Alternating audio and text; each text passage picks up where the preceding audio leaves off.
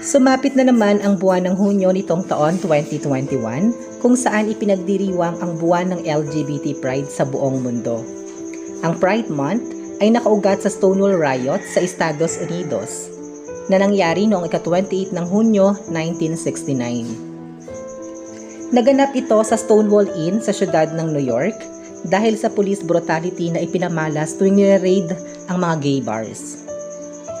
Noong 1969, nakasalig ang kapulisan ng New York sa sistema legal ng state at maraming batas sa tahasang kontra gay sa panahong ito.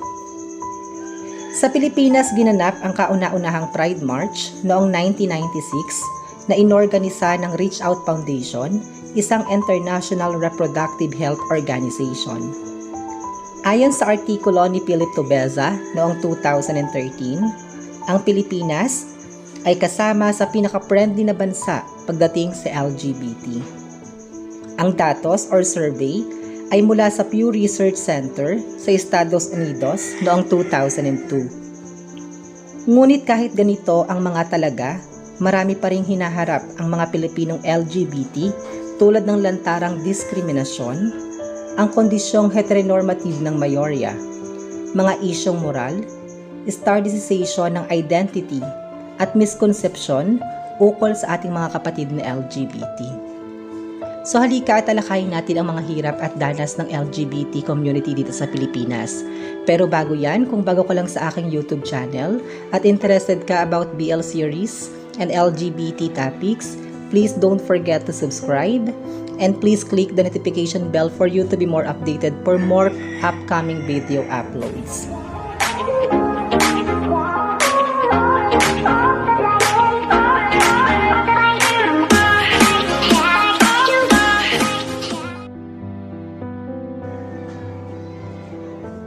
Isang patunay nga na hindi pa lubusan tanggap or nauunawaan ng mga Pilipino ang ating mga kapatid na LGBT community. So narito ang mga hirap at danas ng ating mga kapatid na LGBTQ community. Una or number 1, kulturang heteronormative sa Pilipinas. Ang heteronormativity ay isang paniniwala na ang natural na sex ng isang tao ang primary determinant ng sexual orientation. Halimbawa, kung ika'y ipinanganak na lalaki, kahit anong mangyari, ikaw ay isang lalaki at sa babae ka lamang dapat magkagusto. Ang sintomas ng heteronormative upbringing sa mga Pilipino ay madaling makita sa larangan ng kultura. Halimbawa na lamang ay ang mga kantang tulad ng This Guy's in Love with You Pare, ng parokya ni Edgar, kung saan pinapakita na ang isang bakla ay tuluyang nahulog sa kanyang kaklaseng straight. At ginawa niya ang lahat ng paraan para lamang makasama ang kaklase niyang ito. Kahit imposible na maging sila dahil nga heterosexual nga ito at di ito nahuhulog sa kapareho nitong kasarian. Ang kantang Titibo-Tibo ni Moira de la Torre naman ay itinuturo sa madla na phase lang ang pagiging tibo o tomboy at mawawala ang pagkatibo kapag ito'y nakahanap ng isang lalaking magpapatibok ng kanyang puso. Ang isa sa mabigat na suliranin ng LGBT community sa bansa ay hindi pa gaanong naituturo sa mga classroom ang konsepto ng SOGI, ang sexual orientation, gender identity and expression. Ang SOGI paradigm ay tumutulong sa paghihiwalay ng kasarian, kung kanino maa-attract at kung ano ang iyong galaw at forma. Nakasasama ang kondisyon ng heteronormativity sa kausa ng gender equality at LGBT rights dahil nire-recognize lamang nito ang mga straight na babae at lalaki. At wala ng iba. Inilalabas nito sa naratibo ng pagiging normal, maging ang mga taong intersexual dahil iba ang genetics nila sa aktual na kaisipan, damdamin at pamumuhay. Kailangan nating kilalanin at tanggapin ang ganitong mga bagong konsepto kahit may mga tao sa Pilipinas na taliwas sa paniniwala dahil na rin sa kultura ng bansa. Pero kailangan nating ipaintindi ng mabuti sa mga tao ang SOGI para mas lumawak pa ang kanilang pananaw sa konsepto ng gender identity at sex. Number 2, moral issues. Maraming taliwas sa mga LGBT dahil naniniwala pa rin ang karamihan ng Pilipino na ang lalaki ay para lamang sa babae. Dahil na rin sa turo ng iba't ibang simbahan, katulad ng Roman Catholic Church. Ang turo ay ayos lang maging parte ng LGBT basta huwag ka lang makikipagrelasyon sa kaparehong kasarian. May mga fundamentalista rin na ipinipilit na lifestyle lang at pace ang pagiging LGBT at mawawala lamang ito pag sinuko mo ang iyong sarili sa Diyos. Pero may mga simbahan din naman na pro-LGBT kung saan suportado sila at naniniwala na hindi pinili ng isang tao na maging LGBT at nagkakasal rin sila katulad ng MCC at ECOG Church. Bilang mamamayan, kailangan nating ipaintindi sa mga tao na hindi pinipili ng isang tao na maging LGBT. Dahil kung pinipili nga iyon, parang sinabi na kahit ang heterosexual ay pwedeng mahulog sa kapwa niya at kapag ayaw na niya ay mawawalan na ng atraksyon ng tuluyan. Number 3. Queer Stardization. Issue rin sa LGBT ang stardization o pagkakahon, tulad na lamang ng mga gay pageants na karaniwang ginagawang katatawanan ng madla. Nauuso rin sa kalalakihan na attracted sa kanilang kaparehong kasarian ang no to FM and no to chubs, or ang ibig sabihin ay ayaw nila sa baklang mukhang babae or mataba, tomboy na nakamiyo at marami pang iba. Kailangan nating i-empower ang bawat LGBT sa iba't ibang paraan, hindi yung ginagawang katatawanan na lamang sila'y nalalayo sa nakasanayan ng mayorya. Kung mababago natin ang daloy ng kasaysayan ng mga LGBT sa Pilipinas, makakaasa ang taong bababa maging ang kaso ng diskriminasyon at bullying sa Pilipinas.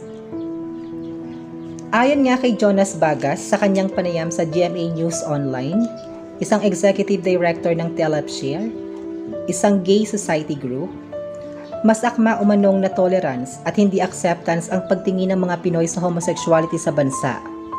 I think hindi natin pwedeng sabihing sign iyon ng gay friendliness, and in fact, napaka-cosmetic ng pagtanggap sa mga LGBT, ani Vargas.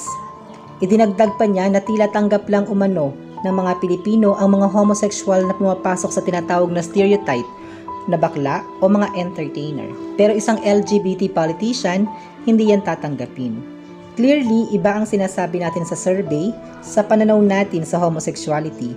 Pero yung totoong attitude natin, taliwas sa lumalabas sa survey, patuloy pa ni Vargas. Number 4. Misrepresentation ng LGBT. Talamak din ang representasyon ng LGBT sa Pilipinas. Tulad na lang ng bakla na nahulog sa straight na kaibigan, tomboy na palaging nakapanlalaki lang, pinapatay lang ang mga bakla sa mga horror movies, at marami pang iba. Naging uso rin na kapag ang lalaking attracted sa kapwa lalaki ay laging malamya o kaya tago ang pagiging malamya. Hindi lahat ay ganito dahil kailangan nating i-consider ang soji, dahil hindi lamang lahat ng bakla ay babaeng kumilos. Minsan pinapakita din sa media na ang bakla ay hayok sa init ng laman na malayo rin sa katotohanan. Ang mga bakla tulad ng straight na lalaki at babae ay may iba't ibang kagustuhan din pagdating sa pakikipagtali. Kahit sinasabi ng iba na mas nagiging empowered na ang LGBT ngayon, marami pa ding negatibong danas ang ating mga kapatid sa komunidad. Ayon nga sa isang Facebook post, ipinaliwanag ni Jonas Bagas, isang executive director ng Telapshare, isang gay civil society group, Filipinos mistake acceptance of the so-called gay humor for gay friendliness. A friendliness that conveniently vanishes the moment LGBTs demand for equality. The moment we demand for access to health services, we are called AIDS carrier. The moment we ask for access to education, we are warned against recruiting students to homosexuality or warned against getting into romantic relationships. The moment we ask for respect and for the recognition of our dignity, we are told that we are too loud, too flamboyant.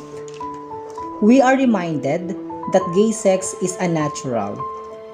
Ayon sa kanya, patuloy pa din nakikipaglaban ang mga LGBT sa palaging ginagamit bilang punchline. Filipinos friendly to the bakla who makes them laugh, who's creative and talented. But the moment we demand for equality, we stop being the entertainers that you find funny. For you, we turn into joke, ani Vargas. Kailangan nating intindihin ang kanilang mga karanasan at pagsubok sa buhay. at intindihin palalo ang kanilang pagkatao para mas lumawak ang ating isipan na hindi lang nakapokus sa heterosexual na lalaki at babae lamang ang mayroon. Sana'y dumating ang araw na maging ganap na ang pagtanggap ng LGBT at hindi lamang tolerated dahil tao rin sila na dapat igalang at tratuhing kapantay ng kailang kapwa-tao, ano pa man ang oryentasyon at gender ng mga ito.